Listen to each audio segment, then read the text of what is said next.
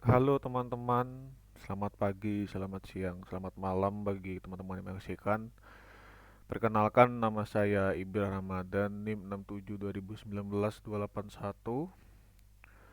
Jadi pada kesempatan kali ini saya akan menjelaskan tentang apa ya, kayak seperti apa IP address dan subnetting serta jenis perhitungan dari subnetting itu sendiri, yaitu adalah salah satunya adalah VLSM ya teman-teman. Nah, sekarang kita mulai aja em, dari ini dulu, dari pengertian awal ya. Jadi, yang dinamakan IP address itu jadi dia kayak semacam apa ya? Jadi kalau IP address itu jadi dia kayak alamat jaringan gitu, teman-teman. Nah, kalau diibaratkan kayak kita sekarang, kalau misalnya kita mau nyari rumah, misalnya ada rumah satu dan rumah dua. Nah, alamat jaringan itu bisa diibaratkan seperti itu, teman-teman. Jadi misalnya ada rumah satu dan rumah dua. Nah, terus alamatnya itu diibaratkan jadi kayak seperti host teman-teman. Nah, jadi sebagai nomor rumah itu, nah host tuh perannya seperti itu teman-teman. Terus dengan adanya alamat itu kan jadi mempermudah. Begitu juga halnya dengan alamat jaringan teman-teman. Jadi kita bisa mengenalkan antara jaringan satu dengan jaringan yang lainnya. Tapi dengan syarat jaringan salah apa antara jaringan itu sudah diperkenalkan masing-masing sehingga terjadi sebuah koneksi begitu teman-teman. Nah, terus untuk IP sendiri kita sekarang kan menggunakan IP versi 4 teman-teman. Nah, IP versi 4 ini juga dia mempunyai panjang 32 bit, terus juga dari 32 bit itu dibagi menjadi 4 bagian teman-teman. Nah, masing-masing bagian terdiri dari 8 angka. Nah, begitu terus IPv4 ini juga dibagi lagi menjadi dua bagian yaitu alamat jaringan dan juga host teman-teman. Alamat host, sorry. Nah, alamat jaringan itu dia seperti yang kita tahu kayak 192, 168, terus sampai oktet ketiga itu misalnya titik satu, nah gitu. Terus juga yang terakhir oktet keempat, nah itu oktet keempat itu adalah alamat host teman-teman, begitu. Jadi itu sekilas tentang format IPv4 ya. Nah, terus di kelas di IP ini juga dia ada kelas-kelasnya teman-teman, yaitu ada kelas A, B, C, D sampai E. Nah, biasanya kelas A ini dia digunakan untuk kebutuhan jaringan yang sedikit tapi membutuhkan host yang banyak teman-teman. Nah, kalau yang B itu dia biasanya digunakan untuk jaringan yang besar atau yang sedang lah. Jadi biasanya digunakan untuk yang skala besar ya teman-teman.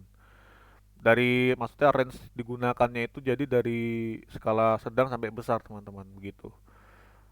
Nah, terus yang kelas C itu biasanya digunakan untuk pembagian jaringan yang banyak, tapi masing-masing jaringan itu memerlukan jumlah host yang lebih sedikit, teman-teman. Nah, terus yang kelas D itu digunakan untuk biasanya jaringan yang bersifat multicast, teman-teman. Nah, terus yang E itu biasanya digunakan untuk eksperimen jaringannya, gitu.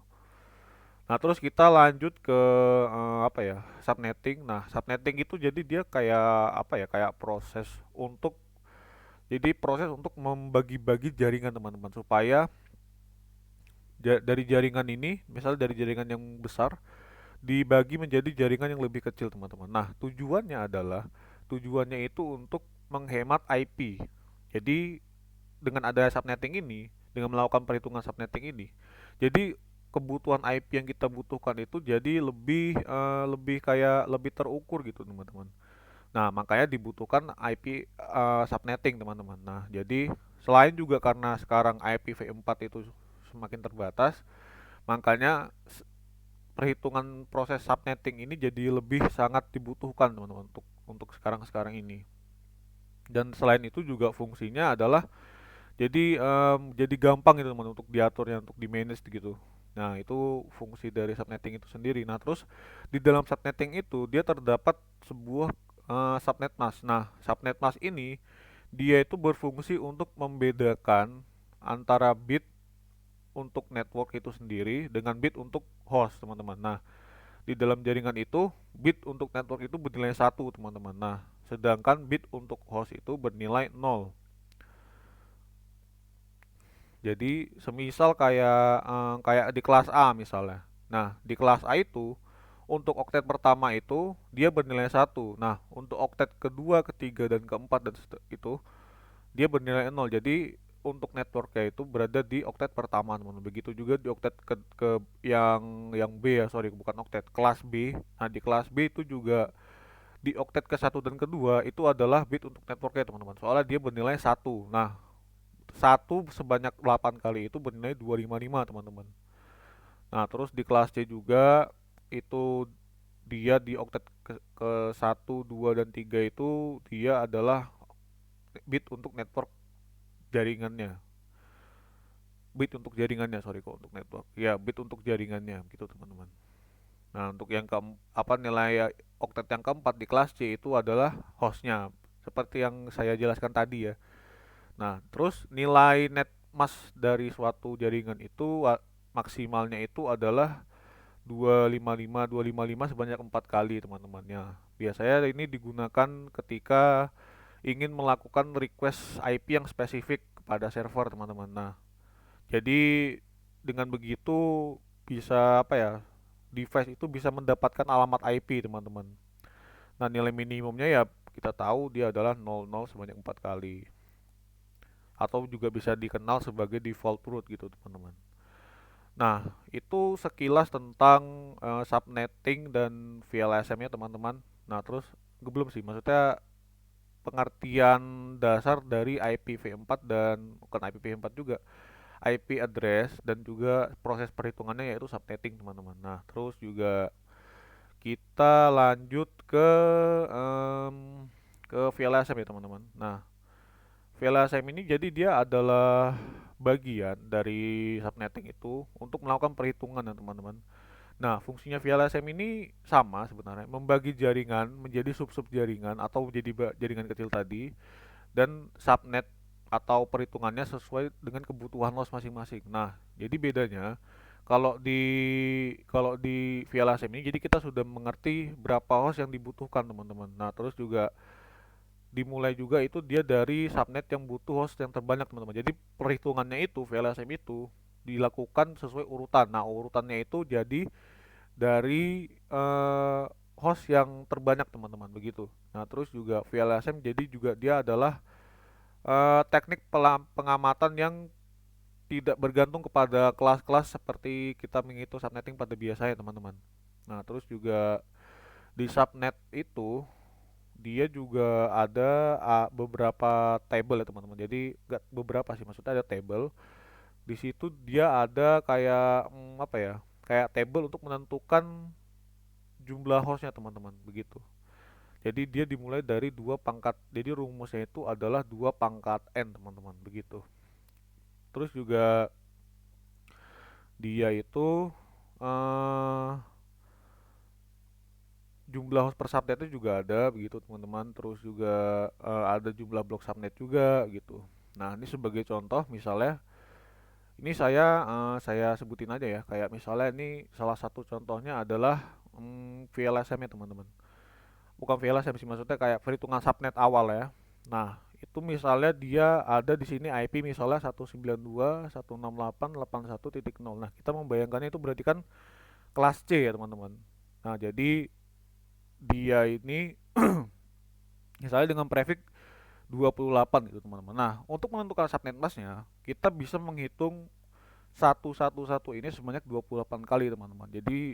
Jadi kan dalam satu oktet itu untuk mendapat jumlah bulat 255, jumlah bit satu ini harus ada 8, teman-teman, maksimal. Nah, itu kita tulis sebanyak 8 kali, terus juga kita tulis sebanyak 8 kali juga sampai memenuhi eh apa tuh jumlah dari angka 28 itu, angka satu ini. Jadi semisal nih kita udah misalnya kan kalau 28 berarti kan ada 8 8 8 16 kan. 16 terus kita tulis 8 lagi berarti 24. Nah, kita kan butuh 4 lagi, teman-teman. Tetap kita tulis oktet keempatnya satu sebanyak 4 kali. Nah, setelah itu untuk kesananya lagi itu ditulis 0, teman-teman. yang empat empat empat sisanya. Soalnya kan kita membutuhkan 28 kan. Nah, itu kita tulis saja nol di situ. Terus kita nanti lihat di, kalau saya sih ngeliat di table prefix ya. Jadi yang sesuai dengan bentukan ini apa? Yang sesuai dengan bentukan subnet mas ini. Nah, ketika itu misalnya sudah saya lihat, jadi oktet keempat ini adalah 240 begitu teman-teman. Nah, terus juga, nah, dua pangkat X ini juga dilihat dari situ teman-teman, dari jumlah satu ini. Terus juga jumlah hostnya nanti dari tiap subnet itu juga dilihat dari oktet keempat ini teman-teman. Sisa dari oktet keempat ini kok, jadi sisa nolnya berapa gitu. Nah, itu nanti ada perhitungannya. Nah, di sini misalnya dua, udah kita tahu nih, X-nya ini, dua pangkat X-nya ini adalah 4. Jadi dua pangkat 4. Jadi dua pangkat 4 itu berarti adalah 16 gitu. Nah, terus juga udah ketemu, terus juga jumlah host. Nah, jumlah host ini dari setiap subnetnya ini ada dua pangkat. Jadi rumusnya itu adalah dua pangkat apa ya? Bentar. Dua pangkat Y dikurangi Y. Nah, nilai Y ini diambil dari binary nolnya teman-teman. Begitu. Nah, terus kita kita lihat aja, maksudnya kita lihat tadi kan nolnya kan ada 4, berarti kita masukin di sini dua pangkat 4, terus dikurangi 2 itu karena rumusnya. Nah, terus sama dengan berarti 2 pangkat 4 itu adalah 16. Terus dikurangi 2 berarti sama dengan 14 begitu teman-teman. Terus blok subnet. Nah, blok subnet ini kita lihat dari oktet keempat dari subnet masnya. Itu 240 kan. Berarti blok subnet ini berarti ini kan udah ada tetapannya, yaitu 256 dikurangi 240 berarti yaitu sama dengan 16 begitu teman-teman. Terus juga sudah, kalau kita udah ketemu semua, kita langsung tulis network, range, sama broadcastnya. Berarti kan networknya itu adalah 192.168.81.0 yang tadi yang awal. Terus untuk range-nya berarti dia adalah 192.168.81.1 sampai 192.168.81.14 teman-teman. Terus untuk broadcast ya berarti urut aja 192.168.81.15 teman-teman, begitu. Begitu perhitungannya untuk subnetting. Nah, kalau untuk VLSM-nya, nah ini misalnya ada contoh dia gedung gitu teman-teman. Misalnya gedung A butuh 100 host, terus gedung gedung 2 itu dia butuh 30 gitu teman-teman. Nah, yang kita hitung adalah gedung yang punya kebutuhan host paling banyak teman-teman. Nah, misalnya IP-nya di sini kita samain aja 81.0 tadi. Nah, terus host validnya kita dapat dari sini teman-teman, dari subnet masnya. Jadi enggak dari subnet mas juga sih, dari ini apa, dari kebutuhan banyak host dari gedung A ini, misalnya 100. Nah, di yang seperti saya bilang tadi, di perhitungan ini tuh dia terdapat, di VLSM ini terdapat dua pangkat N itu teman-teman. Nah, jadi dua pangkat N itu kalau dijumlahkan semua, dia kan kalau dua pangkat N itu jadi dia dari dua pangkat 0 sampai dua pangkat 7. Nah, hasil dari 2 pangkat 0 sampai 2 pangkat 7 ini kalau dijumlahkan itu jumlahnya bulat 255 teman-teman. Nah, jadi kita patokannya adalah 2 pangkat 0 sampai 2 pangkat 7 ini gitu teman-teman. Nah, karena di sini adalah dia jumlah hostnya yang dibutuhkan adalah 100, kita kita tidak boleh uh, mengapa ya? Dua pangkat ininya ini tidak, dua pangkat N istilahnya itu tidak boleh lebih ataupun kurang dari 100 teman-teman. Misalnya, jadi di sini misalnya kayak 100 gitu. Berarti kita ngambil 2 pangkat 7 ya. 2 pangkat 7 kan 128. Nah, itu kita ambil aja. Terus kita masukkan ke dalam rumus host valid ini. Jadi dia kan ada 2 pangkat 7, berarti dia 128 kan. Dikurangi 2 sama dengan berarti kan 126. Nah, terus untuk subnet masnya berarti kita tulis kayak tadi 111 sebanyak eh sebanyak tar 18 16 ditambah 9 berarti 25 teman-teman. Nah, Kita tulis 25, sebanyak 25 bit angka satu. Terus untuk bit sisanya itu berarti kita tulis 000.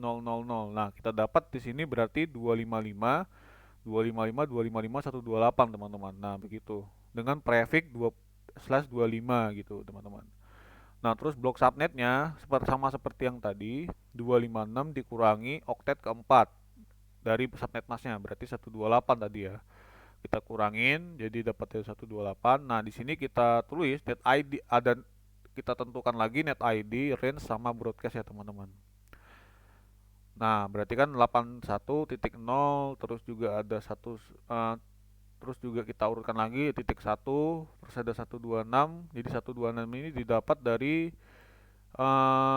jadi hasilnya kan harusnya kan di sini kan jadi satu ini ditambah ini di satu dari range ini ditambah host validnya 126. Jadi 127 dikurangi. Ya, ketemulah hasilnya 126 ini, teman-teman. Terus untuk selanjutnya kita tulis 127 aja, teman-teman, gitu. Terus untuk gedung selanjutnya misalnya yang ke-30 itu sama aja sih, teman-teman, perhitungannya. Cuma nanti yang membedakan itu ada di net ID, range sama broadcastnya. Jadi net ID-nya ini nanti dia meneruskan dari eh, broadcast yang sudah dari gedung A tadi, teman-teman. Misalnya udah 127, berarti untuk net ID yang di gedung B itu berarti nanti dia mulainya dari 126 begitu, teman-teman. Satu kok 126, 128, sorry. Nah, begitu, teman-teman. Begitu penjelasan saya secara singkat mengenai apa ya, subnetting IP dengan jenis perhitungan dari subnetting itu sendiri, yaitu VLSM, teman-teman. Jadi itu saja. Terus juga untuk mengenai perkuliahan ini, jadi saya kesan pesannya ya, RSNA ini jadi suatu, maksudnya kan saya kan juga baru pertama kali mengambil fokus jaringan, jadi kayak menjadi suatu hal yang baru buat saya. Terus juga apa ya, kakak adik saya juga tidak apa ya, baik-baik semua, nggak yang terlalu kaku gitu, jadi enak begitu. Terus untuk kesan pesannya ya, maksudnya untuk kritik dan sarannya ya, mungkin apa ya, nggak ini aja, apa namanya, untuk masalah konfigurasi yang yang Next Cisco itu, mungkin untuk selanjutnya bisa gimana ya, kalau untuk memberi video itu, video tutorialnya bisa dijelaskan lebih detail lagi begitu. Cuma itu aja sih. Nah, semoga juga untuk harapan kedepannya kakak Astus yang sudah mengampuni kami di semester ini jadi ya tambah sukses gitu. Begitu aja sih. Jadi ya, untuk teman-teman, terima kasih telah menonton video saya. Kurang lebihnya mohon maaf. Jika ada salah-salah kata dari saya mohon maaf juga kalau ada salah-salah omong begitu. Ya, terima kasih. Sampai jumpa di kesempatan yang lain.